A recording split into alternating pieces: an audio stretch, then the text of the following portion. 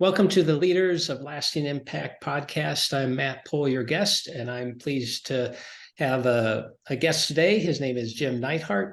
He is a Certified Organizational ReWilding Advisor. Jim, I appreciate you being on our podcast today. Oh, thank you very much. It's a pleasure to be here, Matt. Yeah, I'd like to start and just have you tell us a little bit about your business background. What's your journey been? And you're an advisor now, so help us kind of understand that story. Okay. Well, my business is now rebranded as exceptionalbiz.com, and I'm based in the United States, out of New Jersey. So after earning my BBA in marketing and my MBA in finance, and then working 20 years in the corporate world, running businesses and building businesses with what today would be hundreds of millions of dollars in revenue. Right. I launched my own business in 1997, working pretty much with CEOs, presidents, owners, and leadership teams of middle market and smaller organizations. Okay. Your corporate environment, you said you were in both management, and were you in finance, or that was just your degree? No, just my master's degree. I spent most of my time on the demand side of the business, meaning sales, marketing, business development. But what I found is throughout that, my successes were based on my understanding of human psychology and organizational development, and also my understanding of numbers, the finance. So it all played well together.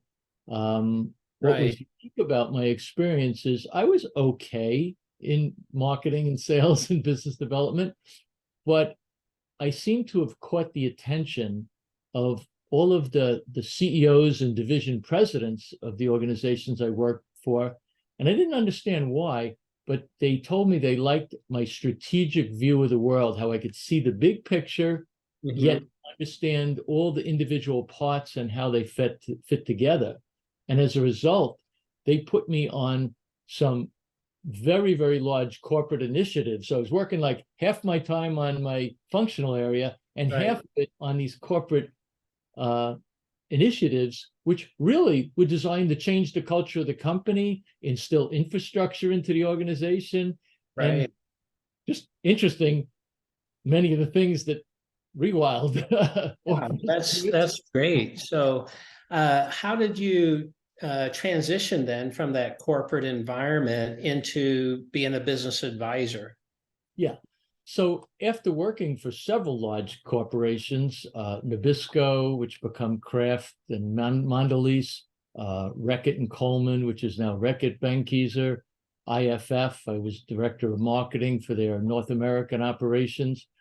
I kind of got tired of working for somebody else. And I always wanted to go out on my own, but after 20 years of it, I just decided now's the time. And I wanted to have a business that would allow me to work directly with the leaders of organizations who could make decisions by themselves without checking with committees. They saw something that they wanted to do and they could implement it right away. And it were things that could have an immediate big impact on the improvement of their organizations, which benefit them in terms of the value of the company, but also the hundreds of employees that they employed, and then that their customers. So it just doing it was something I always wanted to do. And that's how I decided to become a business advisor to many companies as opposed to an employee to one. Yeah, no, that's great. And I understand you've been in kind of the CEO peer group kind of space for a while. Tell me a little bit about that. Yeah, well, my first venture on my own was to build and lead, actually facilitate groups of CEOs and presidents and owners in small groups, anywhere from 8 to 10, 8 to 12 owners who didn't compete with each other, but they were all of a similar size and complexity.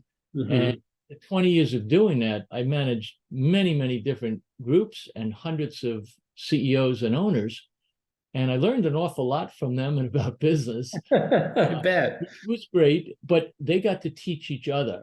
So I got very familiar with facilitating both groups of CEOs in a mixed company environment, but also working individually with them and their leadership team, because invariably from running the group meeting, they always, oh, you know so much about organizational development, we need to have you come in and work with our team and teach our team. And I didn't know that I'd like that initially, but I found that so rewarding over time. Yeah. So with that kind of as where you spent a number of 2 decades, right? Why did you recently become certified in organizational rewilding? I shouldn't say recently, it's been a few years now, but well, yeah, that's a good question. After about 20 years in the corporate world, and then 10 years working with small and mid-sized businesses, I happened to come upon and learn the 7 stages of growth research, which I forget the gentleman's name. You know his name. Yeah, James Fisher. Yeah, James Fisher. And although the book was very intense and challenging to read because it was written very much from a researcher's standpoint, the basic concepts of the 7 stages of growth that he was able to uncover through his 1,500 or so companies that he worked with in dozens of different industries throughout, at least the United States and probably beyond, I was very impressed. And what I did is I added some of those concepts and tools into my own toolbox in my advising of clients, but in a very unstructured way, just as it came up, Right. I would implement some of those concepts. And although very useful, I started wanting more of a structured and comprehensive coaching system that had validity with prospective people that I might work with. Right. And after extensive research of the various coaching systems that are out there, I learned that the ReWild Group had acquired the rights of the 7 stages of growth content and had developed it into a much more comprehensive growth methodology that was in high demand, totally unique, and could be systematically and effectively implemented in virtually any organization that was either stuck at a certain stages of growth or that didn't have the structure in place to manage growth that they were experiencing. Yeah. So that's kind of why I liked it and got into it. Yeah. And so you mentioned a couple of these maybe advantages, but what kind of other advantages did you see as you looked at what was available in the market that kind of resonated with you with organizational rewilding? Most of the other coaching systems out there, and I researched them pretty extensively, they seem to be centered around either a strategic planning process or an implementation process, both of which are very valuable and needed in the marketplace for certain organizations. Right. However, the ones that provided a strategic planning process, they helped organizations identify opportunities to grow, but they provided very little or no method for achieving that growth. Okay. The coaching systems that provided an implementation process, they help the organizations become more efficient and effective at implementing their plans and their work. Right. They left it entirely to the organizations to figure out what needs to change in order what needs to change in the organization, both internally and externally, to achieve that growth. So both types of systems tend to be more or less a one-size-fits-all based on kind of best practices. Right.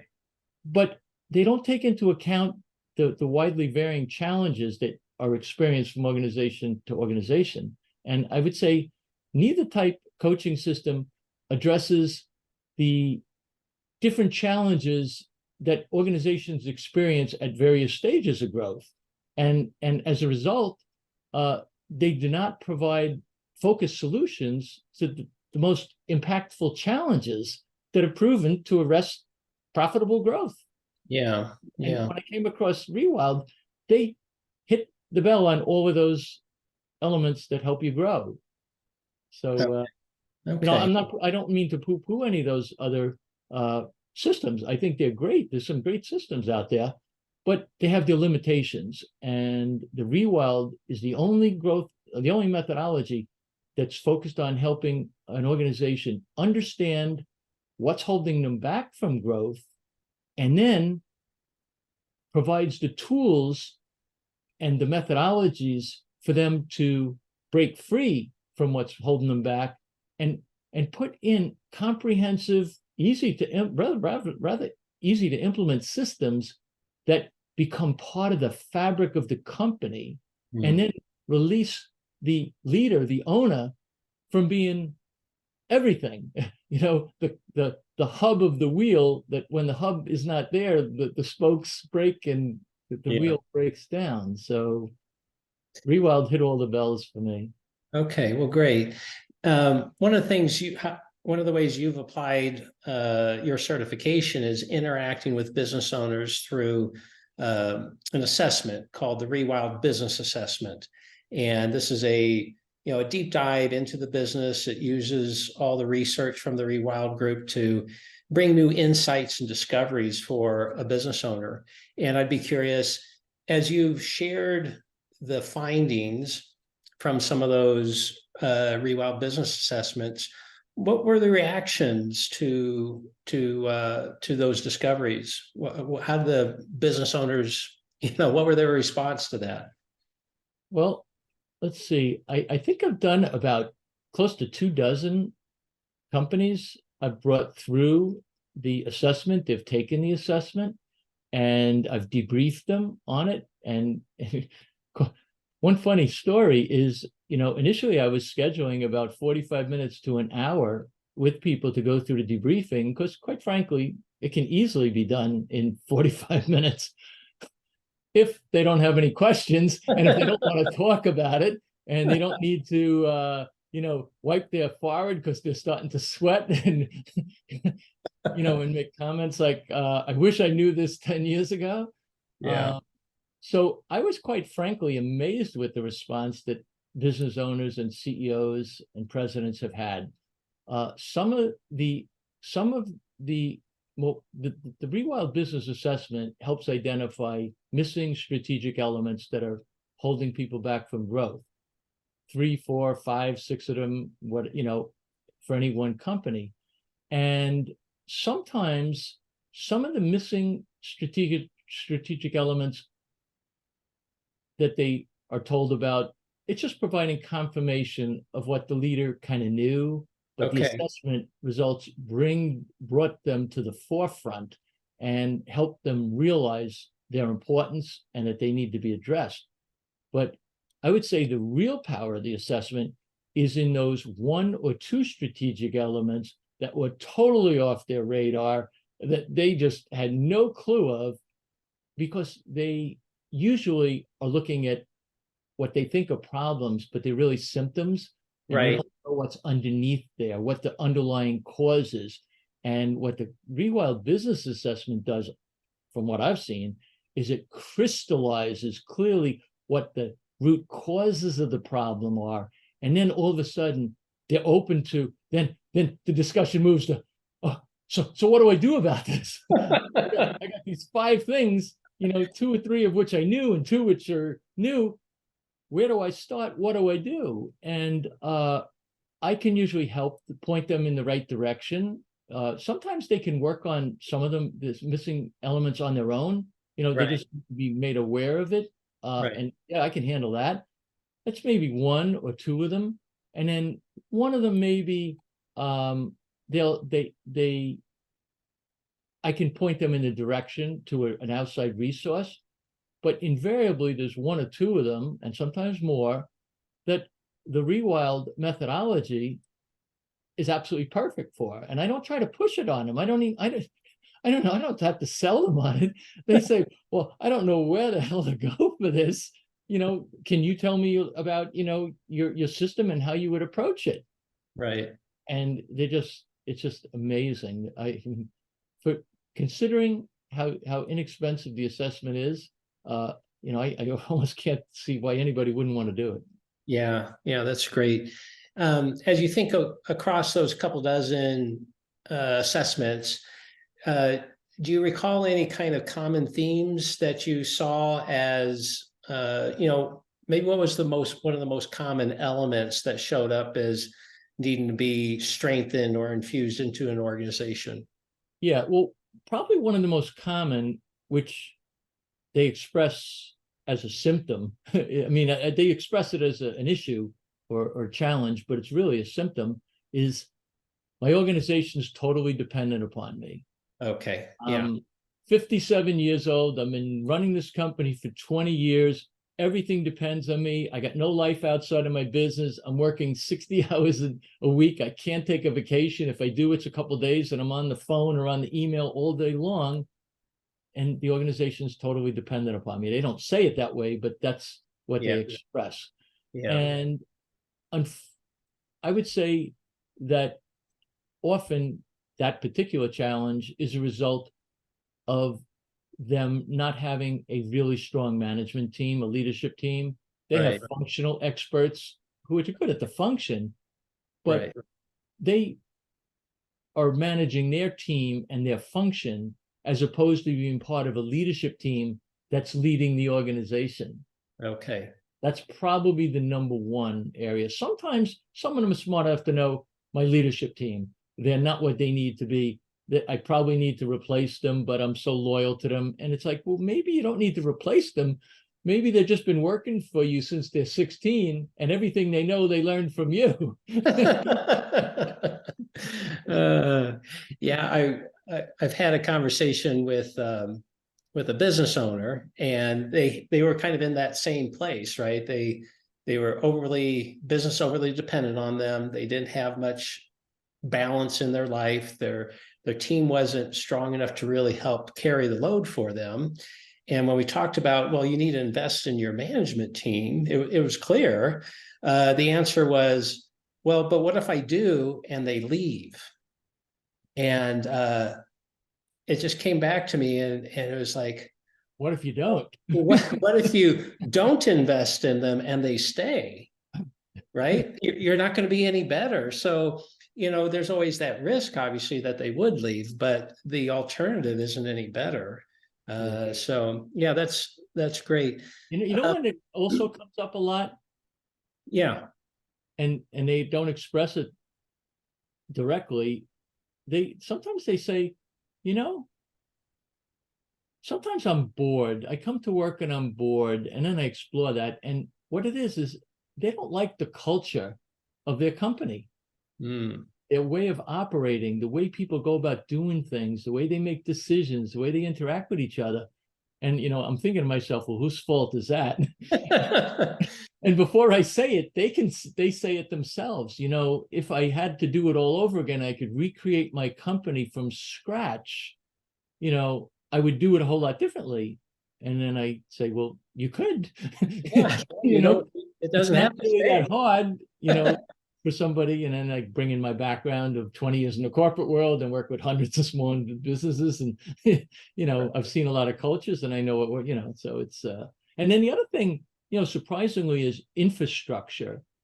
That comes up a lot. And sometimes it's things like business development structures. Sometimes it's just organizational structure, who reports to who and how they interact, and what roles and responsibilities people have. Other times it's meeting structures. They don't have a way of, operating where they can make, decisions and things.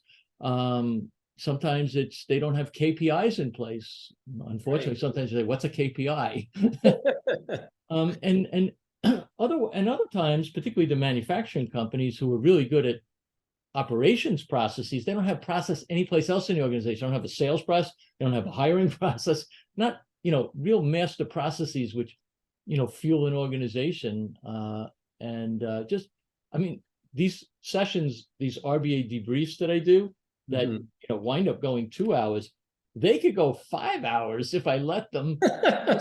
They are having conversations they never had before, and they're so excited about the possibility of moving on these items that they've discovered. And I just happened to be there at the time to cut some fruit, which is kind of nice for me. But I also get such enjoyment out of helping organizations grow and the impact it has on the people that work for them. I mean, people spend a third of their natural life at work.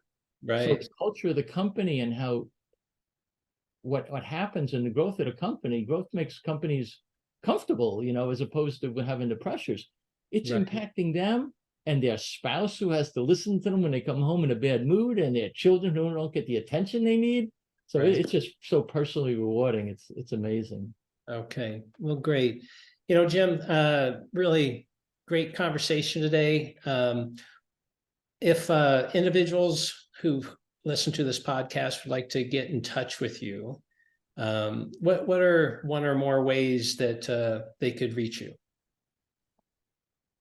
Well, they could look me up on LinkedIn.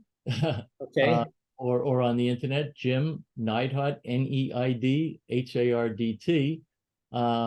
My peer group business, the website is www.ref.global, and you can find me on the local page there. Those are probably the easiest two ways to reach me. I would give out my website, but it's down being revamped right now, so I'll hold off on that. Yeah, another way you can reach Jim, since he's a certified advisor, you can go to network.rewildgroup.com, network.rewildgroup.com, and that'll show you a list of our certified advisors, and Jim's listed there. And on his listing, he has his email and multiple ways to get a hold of him. So, okay, well, Jim, thanks for being our guest today. And I just want to thank our audience for listening. And I look forward to join us for another podcast in the future. Thank you.